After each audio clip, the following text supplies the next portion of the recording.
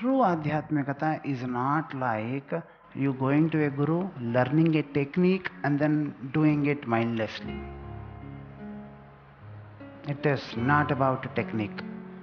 More you depend, if you feel that you have got something, you have got a technique, you liked it, you know, when you meditated using that technique, you got a state of stillness.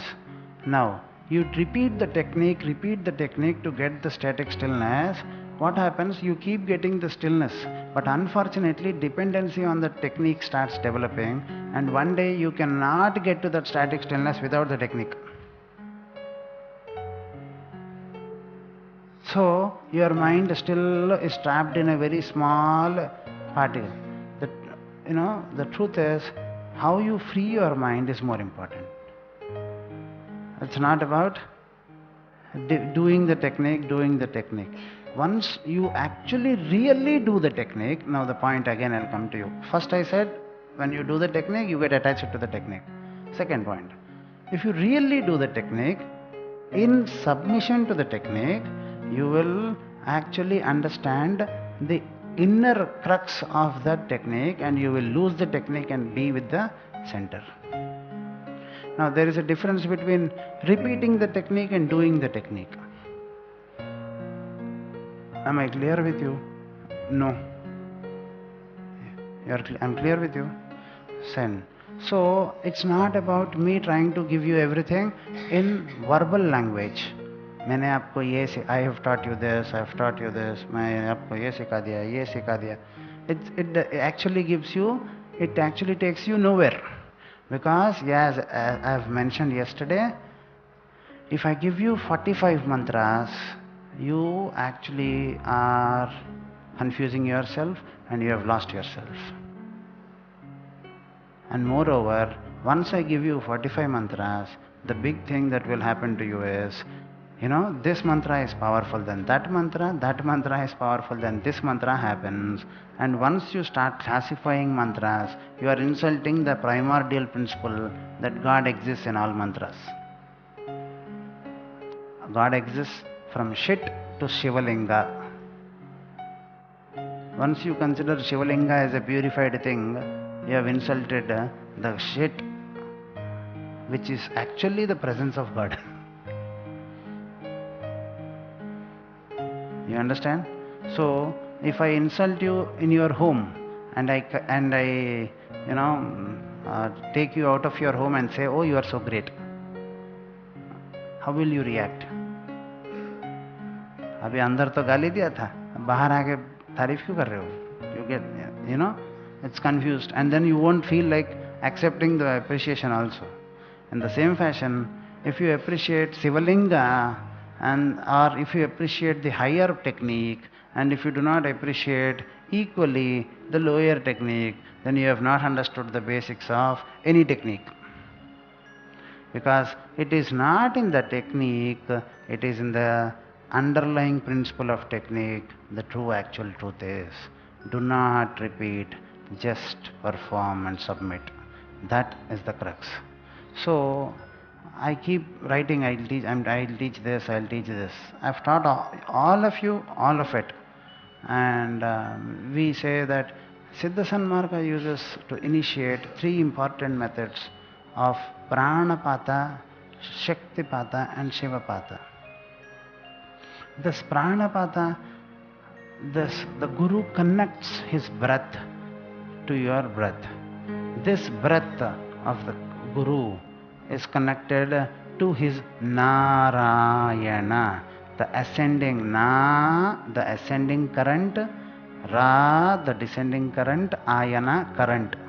Narayana means Na, ascending, Ra, descending, Ayana, flow of current. Narayana, that ascending and descending flow of current, the breath, the Guru, Yogi Hrudyana Gamyam is what Narayana Murti is called. Where, O Narayana, where do you exist? Yogi Hrudyana Gamyam Vande Bhavabhaya Haram. They say, if you understand, the Yogi Hrudyana Gamyam From the nose, there is 12 inches depth inside, to which the breath actually goes in. From the nose, 12 inches the breath goes in. The breath again starts coming back from 10 inches. This dasangula, the 10-inch part from the chest, from the nose, is exactly the place where Lord Narayana stays. And this is the actual truth. The Guru in Pranapata connects that with your that. The Sangula Narayana.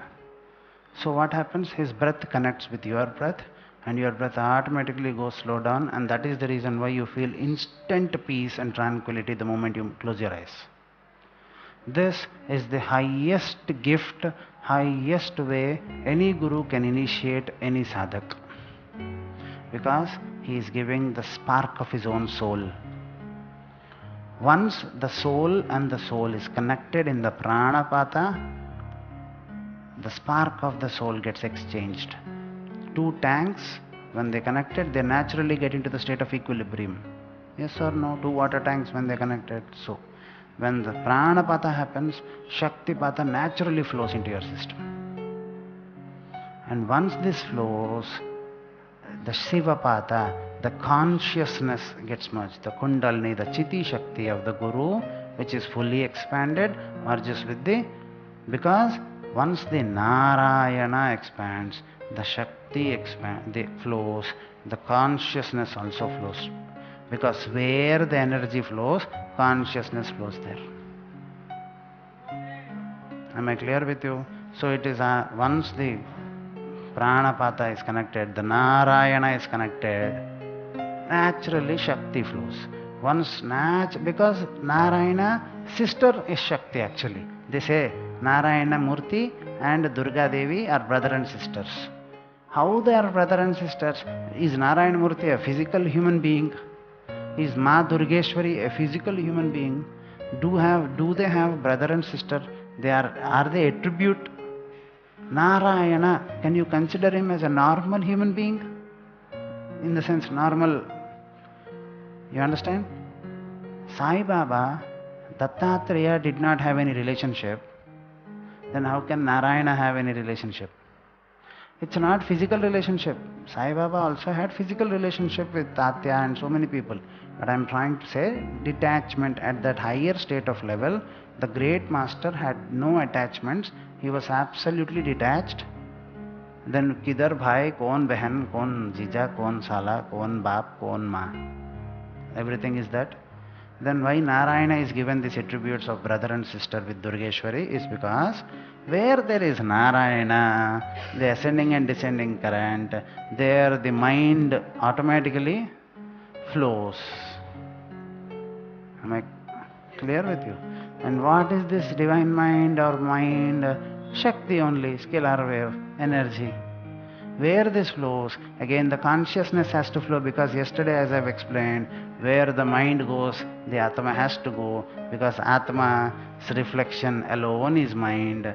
And Chittireva Chetana Padavaroda Chetyam Sankochani iti Chittam. So the divine Atma itself, as it has come down into individual identity, as it has come down into individual identity, it gets connected to whatever it sees and then becomes mind and then functions as individual self. But the truth is, so the Atma and mind are interconnected.